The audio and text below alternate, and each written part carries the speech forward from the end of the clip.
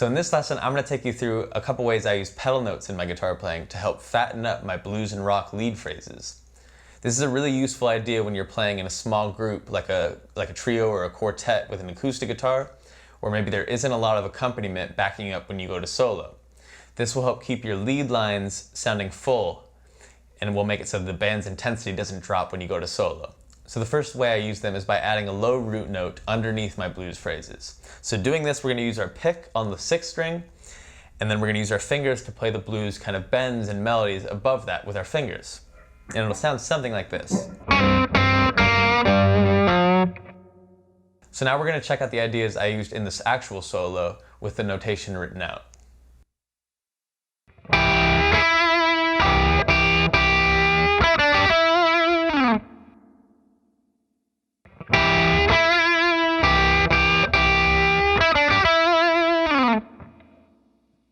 So the second way I used pedal notes in that solo is by having the root notes above my blues phrasing. So in this case, we'll be doing the opposite of the first. We'll be using our fingers to keep that root note kind of sustaining or repeating on the higher strings, while using our pick to play the melodies below it.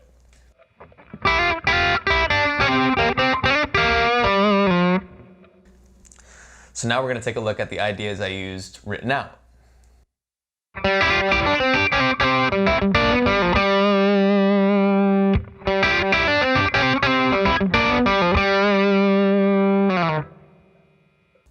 Another way I used pedal notes in that solo is very similar to the second idea, but in this case we'll be using open strings instead of fretted ones.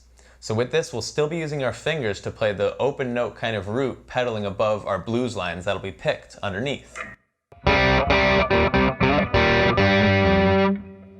So in this case, you're limited to only the open strings on the neck, but they're still very guitar-friendly keys. So in this case, we were using G with that open G note, as well as E with the open E. Here's both of those phrases up close.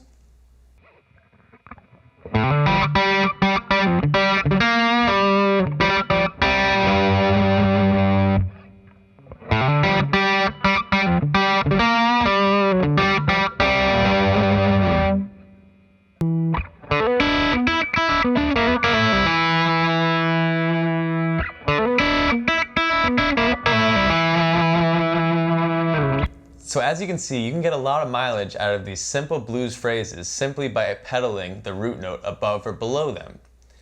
You can hear how it immediately fattens up the sound and really will help you, as I was saying, playing in those smaller group situations. So now we're going to take a look at the entire solo with the backing track and the notation. Here it comes.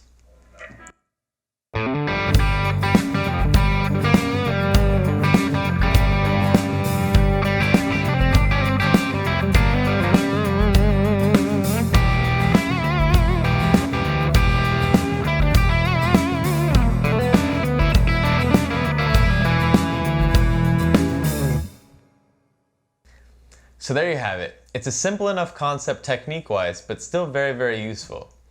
I also like to use this as a way to build my solos. So where I might start a solo off by playing more single note lines,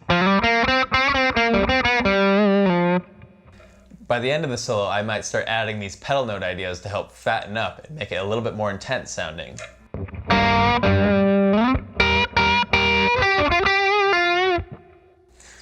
So that's it for this lesson. I hope you'll be able to use some of these ideas in your own playing.